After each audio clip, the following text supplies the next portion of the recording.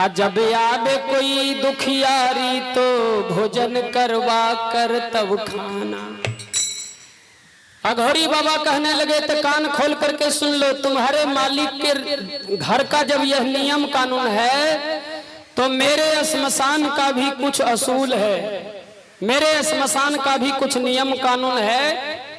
और ऐसा नहीं सोचना कि वह महात्मा है कोढ़ी फूटा हुआ है तो कह देंगे तो चुपचाप चल देगा, ये सब भावना मत रखना मुख में। मेरे श्मशान का भी कुछ नियम कानून है और मेरे श्मशान के भी नियम कानून के बारे में जान लो। और तुम अपने मालिक सेठ सगाल जी से कहना यदि इच्छा होगी तो ले जाएगा, नहीं ले जाएगा तो कोई फर्क नहीं पड़ता है। कहा कि मुझको जो भोजन, अरे मुझको जो भोजन कराएगा सच्चा है जग में दानी तो, अरे सच्चा है जग में दानी तो, और वह खुद ही चल कर आएगा। सच्चा है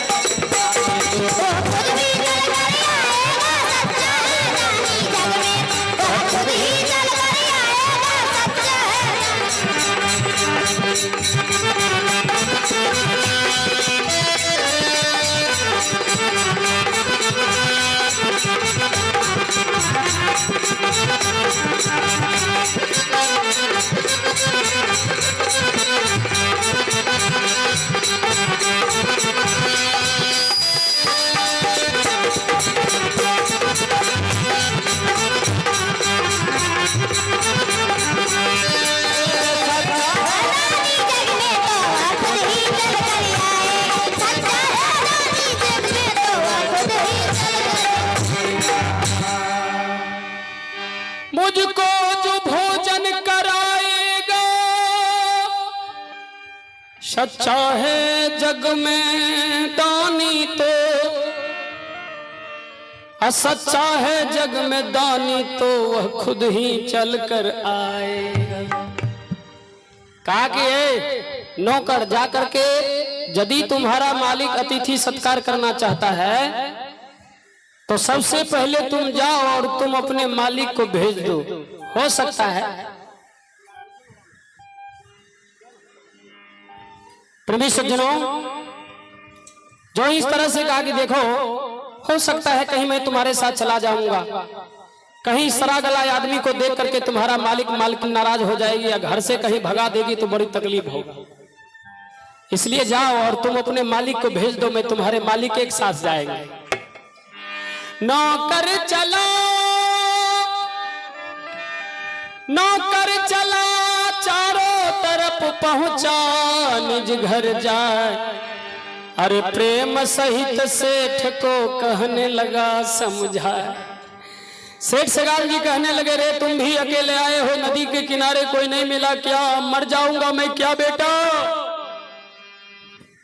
सेठ सगाल जी का नौकर कहा कि बाबू नदी के किनारे दुखी आदमी मिला, प्रीत आदमी मिला, लेकिन आप जब तक नहीं जाइएगा तब तक वो अघोरी बाबा प्रीत आदमी यहां तक नहीं आएगा। सेठ सगाल जी बाबूजी उतना धनवान आदमी नंगे पांव चल दिया भगवान को लाने के लिए, अघोरी बाबा को लाने के लिए सेठ सगाल नंगे पांव चल रहा है। जो कभी घोड़ा से नीचे नहीं उतरता था आज संत की सेवा में नंगे पांव चल रहा है। यही है बाबूजी भक्ति का मार्ग। चला जा रहा है सेठ सगाल जी यही गाते चल रहा है, प्रभु की भक्ति भगवान का भजन करते चल रहा है। आएगा जब रे बुलावा हरि का कि न जबे की रवे जे आए, अरे जना बुलावा आ जाए, चाहे कोरोना के बहाना बुलावा आ जाए, चाहे एक्सीडेंट में मर जियो, चाहे हार्ट अटैक हो जाए, चाहे ब्लड प्रेशर हाई हो जाए, चल जाइयो, लेकिन बुलावा आए आएगा जब रे बुलावा हरि का, छोड़ के सब कुछ जाना।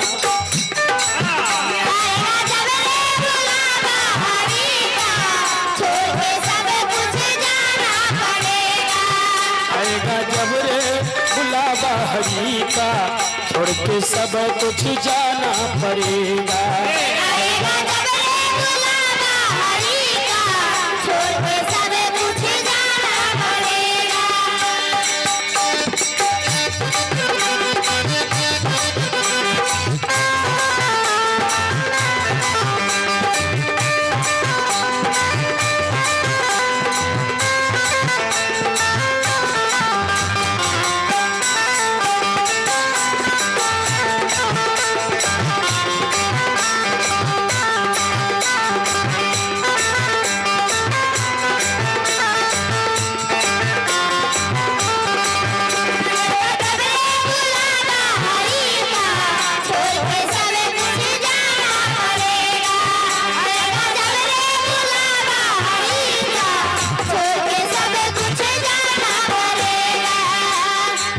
नाम हरि का, ले जाइए, नाम हरि का। आप देखिए हमारे रामानंद बाबू के शरीर में जब तक हरि का नाम चल रहा था तब तक वो हमारे घर के पिताजी थे, और हरि का नाम जब निकल गया शरीर से तो पिताजी नहीं रहे, है ना, घर से बाहर निकाल दिया गया।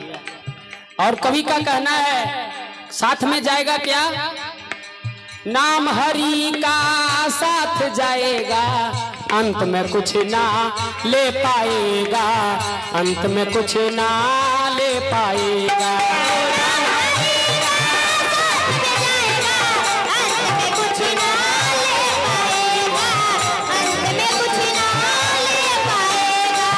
नाम हरि का साथ जाएगा, अंत में कुछ ना ले पाएगा, अंत में कुछ ना ले पाएगा।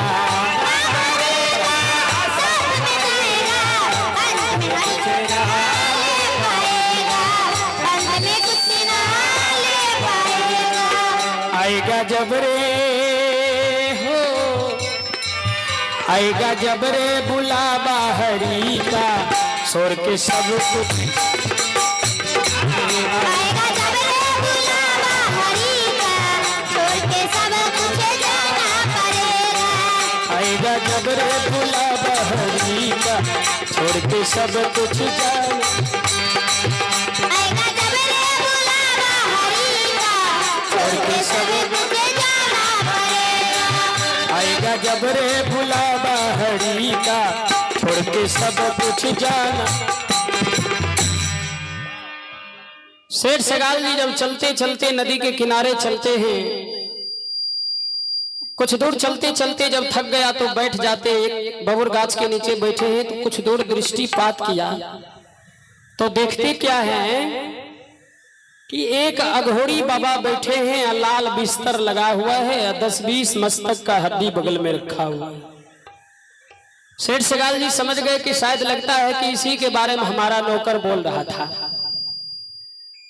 सेठ सगाल जी जाके कहने लगे, बाबा हो बाबा,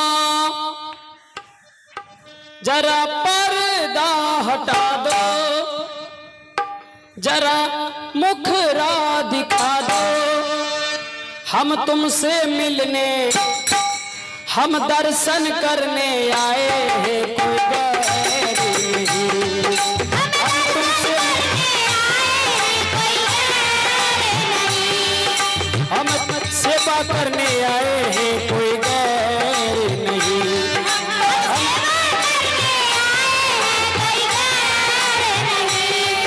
हम हम दर्शन करने आए हैं, कोई गैर नहीं। अघोरी कपालिक मसानी आंख खोल करके देखा, कहा कि कौन चिल्ला रहा है नदी के किनारे, पागल हो गया है क्या, देख नहीं रहा है मेरे शरीर से खून पीप निकल रहा है, हजारों लाखों मक्खियां भिनक रही है, पापी कहीं का। आंख खोल करके देखा, कहा कौन हो, जल्दी मेरे नजर से दूर हो जाओ, क्या है इस नदी के किनारे आए, मेरे शरीर से खून पीप बह रहा है, हजारों लाखों मक्खियां भिनक रही है, पिल्लू निकल रहा है, क्या मेरे शरीर से दुर्गंध नहीं लग रहा है। सेठ सगाल जी कहने लगे, बाबा आपके शरीर से दुर्गंध भी नहीं आ रहा है, और मैं आपको यहाँ से ले जाने आया हूँ। कहा कि आखिर तुम है कौन। कहा मेरा नौकर अभी कुछ देर पहले आपके बीच आपके पास आया था। अघोरी बाबा कहने लगे, क्या तुम सेठ सगाल जी हो क्या, तुम्हारा घर अजमेर शरीफ है। अघोरी बाबा के सामने सेठ सगाल जी कहा कि सही पहचाने बाबा। कहा कि चलिए मैं आपको यहां से ले जाने आया हूं। कहा कि सुनो, मैं सुना हूं कि तुम्हारे घर का कुछ नियम कानून है, सबसे पहले तुम अपने घर का नियम कानून बताओ, उसके बाद मैं तुम्हारे यहां जाने के लिए प्रयास करूंगा, प्रयत्न करूंगा। सेठ सगाल जी के सामने सेठ सगाल जी अघोरी बाबा से कह रहा है, अपना घर का नियम कानून बता रहा है कि निस्दिन पूजा, अरे निस्दिन पूजा पाठ कर, दुखियों को भोजन करवाना है। बाबा नहीं याद कोई दुखियारी तो दोनों पति पत्नी को सह जाना। कहा एक दो दिन तो कहना क्या, सप्ताहों तक सह जाना है। जब याद कोई दुखियारी तो भोजन करवा कर तब खाना। अघोरी बाबा कहने लगे तो तुम्हारे घर का जब ये नियम कानून है तो मेरे श्मशान का भी कुछ नियम कानून है, तुम भी सुन लो कान खोल करके, उसके बाद मैं तुम्हारे यहाँ जाऊंगा। आप लोग भी ध्यान से सुनिएगा। अघोरी बाबा उस शेर सगाल जी को धक्का मार रहा है, कहता है जितना मारोगे धक्का उतना बनूंगा पक्का, नहीं मारोगे धक्का तो रह जाऊंगा कच्चा। कहते हैं कि हाथी का अंकुश, ऊंट का नकलस, बैल के नथनी, घोड़े के लगाम, मनुष्य के मन में कोई फर्क नहीं पड़ता। मनुष्य का मन कहां ले जाएगा, कहां किस गड्ढे में गिरा देगा, कहना मुश्किल है बाबूजी। इसलिए मन पर अंकुश लगाना ज्ञान ध्यान है, दूसरा कोई उपाय नहीं है। मन पर अंकुश पाने का, मन को एकाग्र करने का, मन को स्थिर करने का दूसरा कोई उपाय नहीं। एक उपाय है ज्ञान और ध्यान, दोनों लगा करके मन को एकाग्र कर सकते हैं। सेठ सगाल जी को अघोरी बाबा कहने लगे कान खोल करके सुन लो, मैं भी अपने श्मशान का नियम तुमको बता रहा हूं। अरे मुझको जो भोजन, अरे मुझको जो भोजन कराएगा, अरे ऐसा है जग में दानी तो, अरे ऐसा है जग में